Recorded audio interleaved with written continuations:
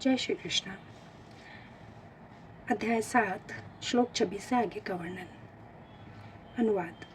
हे अर्जुन, श्री भगवान होने के नाते मैं जो कुछ भूतकाल में घटित हो चुका है, जो वर्तमान में घटित हो रहा है और जो आगे होने वाला है, वह सब कुछ जानता हूँ। मैं समस्त जीवों को भी जानता हूँ, किंतु मुझे कोई नहीं जानता। तात्पर्य: यहाँ पर सकारता तथा निराकारता का स्पष्ट उल्लेख है। यदि भगवान कृष्ण का स्वरूप माया होता, जैसा कि मायावादी मानते हैं, तो उन्हें भी जीवात्मा की भांति अपना शरीर बदलना पड़ता और विगत जीव के विषय में सब कुछ विस्मरण हो जाता। कोई भी भौतिक देहधारी अपने विगत जीवन की स्मृति बनाए नहीं रख पाता, नहीं वह भावी जीवन के विषय में या वर्तमान जीवन की उपलब्धि के विषय में भविष्यवाणी कर सकता है। अतः वह यह नहीं जानता कि भूत, वर्तमान तथा भविष्य में क्या घट रहा है। भौतिक कलमश से मुक्त हुए बिना वह ऐसा नहीं कर सकता।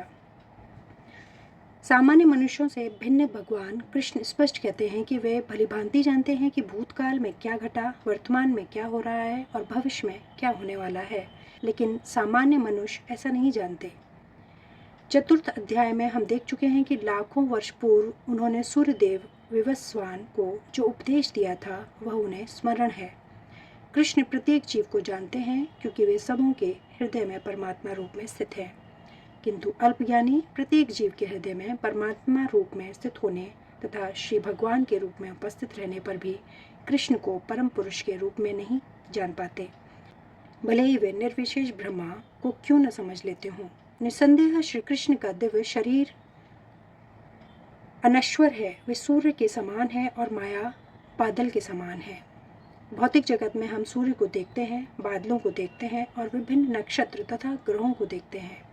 आकाश में बादल इन सबों को अल्पकाल के लिए ढक सकता है, किंतु यह आवरण हमारी दृष्टि तक ही सीमित होता है।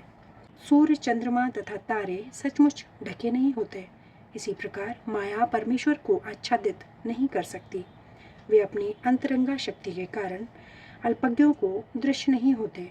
जैसा कि इस अध्याय के तृतीय श्लोक में कहा गया है कि करोड़ों पुरुषों में से कुछ ही सिद्ध बनने का प्रयत्न करते हैं और सहस्त्रों ऐसे सिद्ध पुरुषों में से कोई एक भगवान श्री कृष्ण को समझ पाता है, भले ही कोई निराकार ब्रह्मा या अंतर्यामी परमात्मा की अनुभूति के कारण सिद्ध हो ले, किंतु कृष्ण भावनामृत के बिना वह भगवान श्री कृष्ण को समझ ही नहीं सकता।